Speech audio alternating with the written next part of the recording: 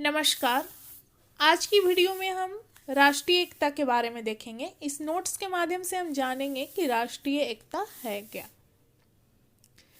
तो राष्ट्रीय एकता के बारे में हम जानते हैं कि जैसे कि हमारा जो देश है, भारत देश है, इसमें विभिन्न धर्म, भाषा, जाति आदि देखने को मिलता है। लेकिन देश के प्रति प्रेम और देशभक्ति की भावना विकसित करना ही राष्ट्रीय एकता कहलाता है। यानी कि सभी धर्म के लोग आपस में मिलजुल कर देश प्रेम की भावना रखते हैं, जो कि राष्ट्रीय एकता के प्रवृत्ति के रूप में देखने को मिलता है। जैसे कि अंग्रेजों के समय जब अंग्रेज का आगमन हुआ भारत में, तो उस समय हमारा देश गुलाम था।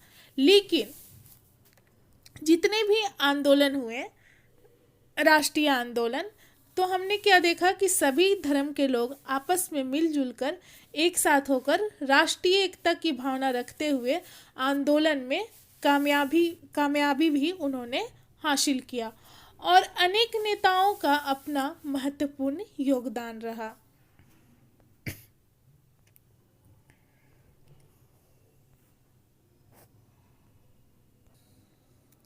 यहाँ पर राष्ट्रीय एकता सम्मेलन और डॉक्टर वेदी का भी अलग अलग राय था।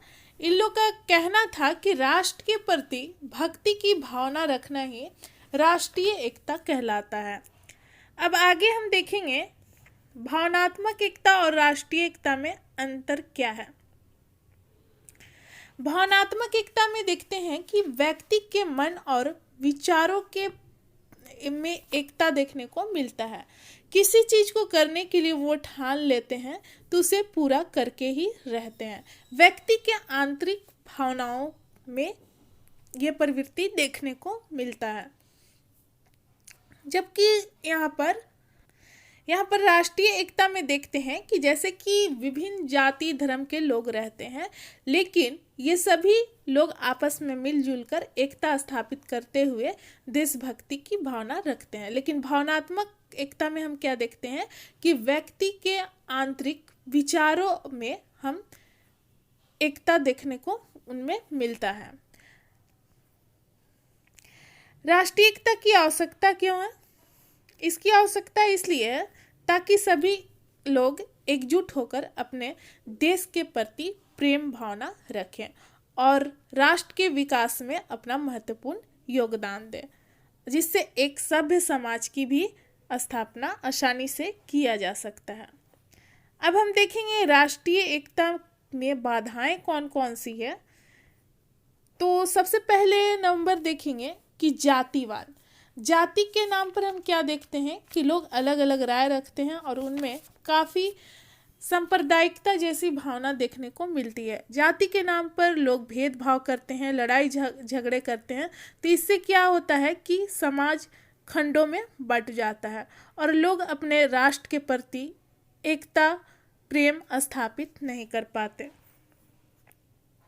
दूसरा नंबर है सांप्रदायिकता। तो वही धार्मिक मामले आ जाते हैं यहाँ पर, जो कि राष्ट्रीय एकता को स्थापित करने में बाधा प्रतीत होता है। प्रांतीयता, अगर किसी भी देश को छोटे छोटे अधिकतर ज़्यादातर राज्यों में बांट दिया जाए तो उसमें भी हम देखते हैं कि राष्ट्र के प्रति एकता स्थापित करना मुश्किल हो सकता है।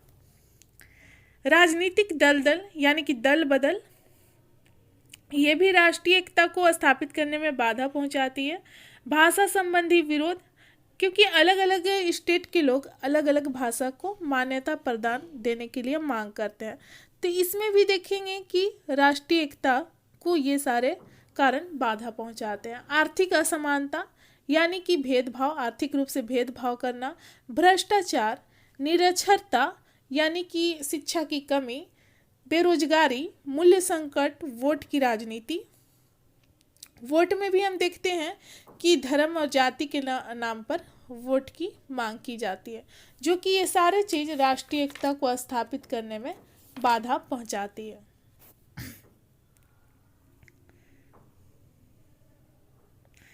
इसको दूर करने के लिए हम देखते हैं कि एक भावात्मक एकता समिति की स्थापना की गई थी, जिसमें कांग्रेस के भावनगर अधिवेशन में राष्ट्रीय एकता सम्मेलन बुलाया गया था।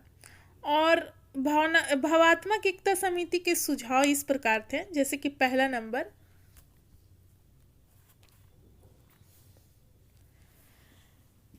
शिक्षा द्वारा बालकों में उचित रुचि, दृष्टिकोण और संस्कृति विरासत को समानता प्रदान करना।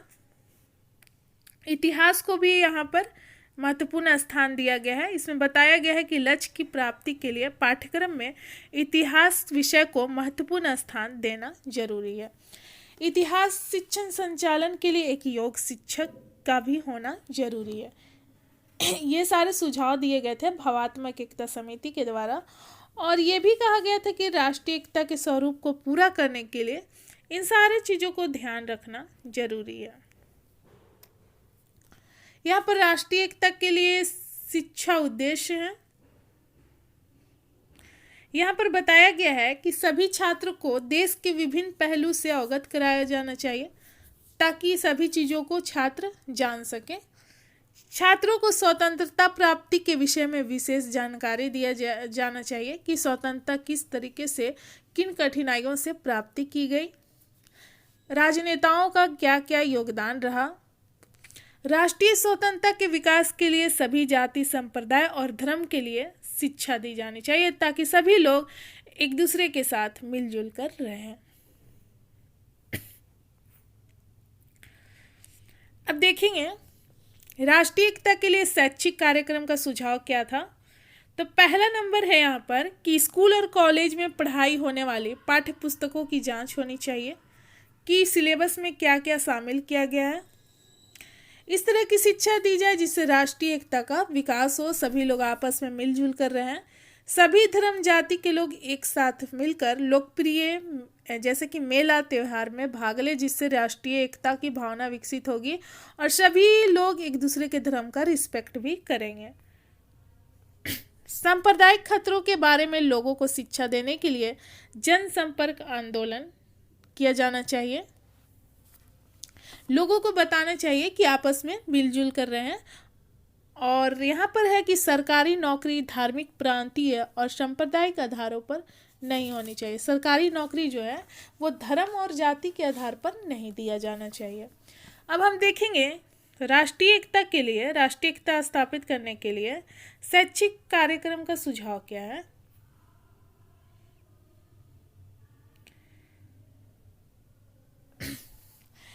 माध्यमिक शिक्षा आयोग ने देश प्रेम के संबंध में 4 बातें बताई हैं।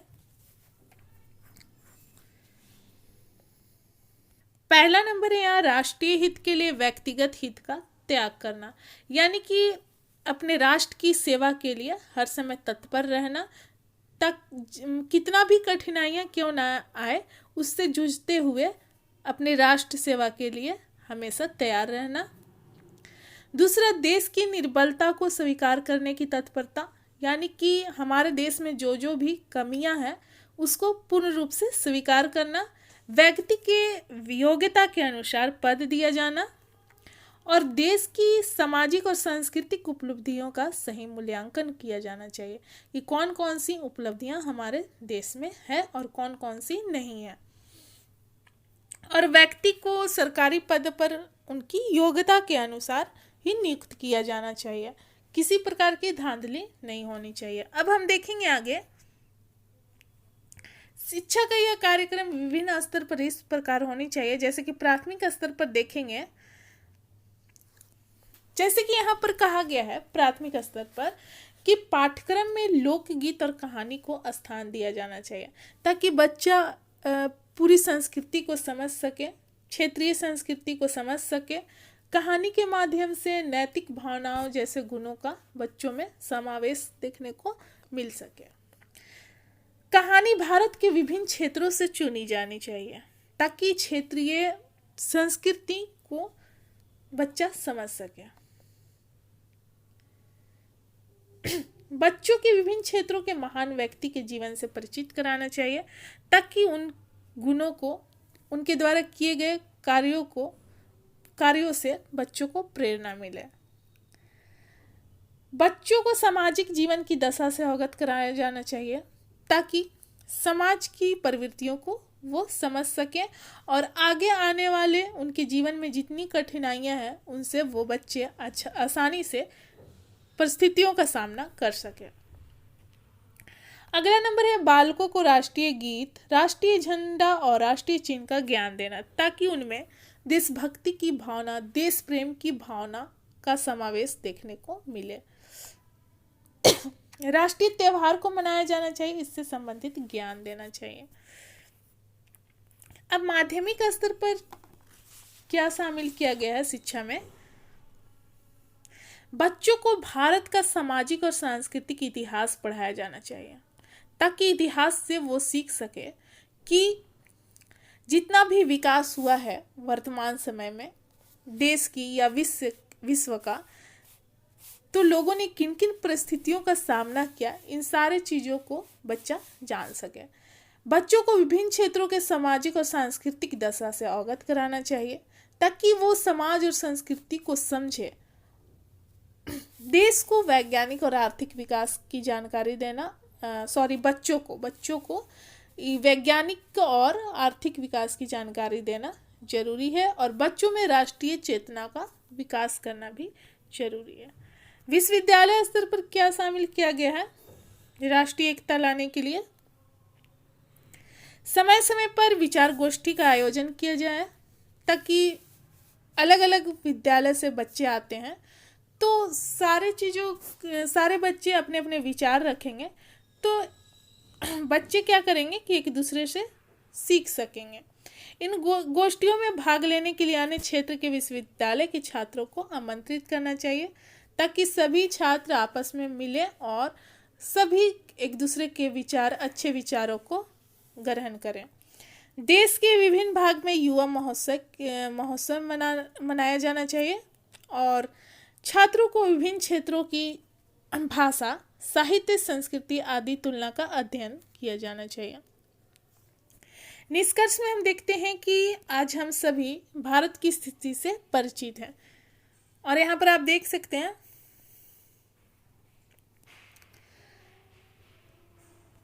हम क्या देखते हैं कि दूसरे देशों से कई बार आक्रमण देखने को मिला है। भारत पर कई देशों ने आक्रमण किया, जैसे कि चीन, पाकिस्तान।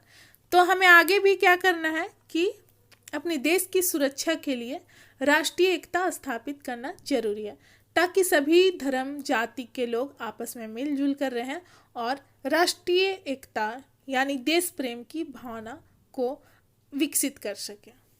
तो यहाँ पर हमारा वीडियो समाप्त होता है। मिलते हैं अगले वीडियो में। धन्यवाद।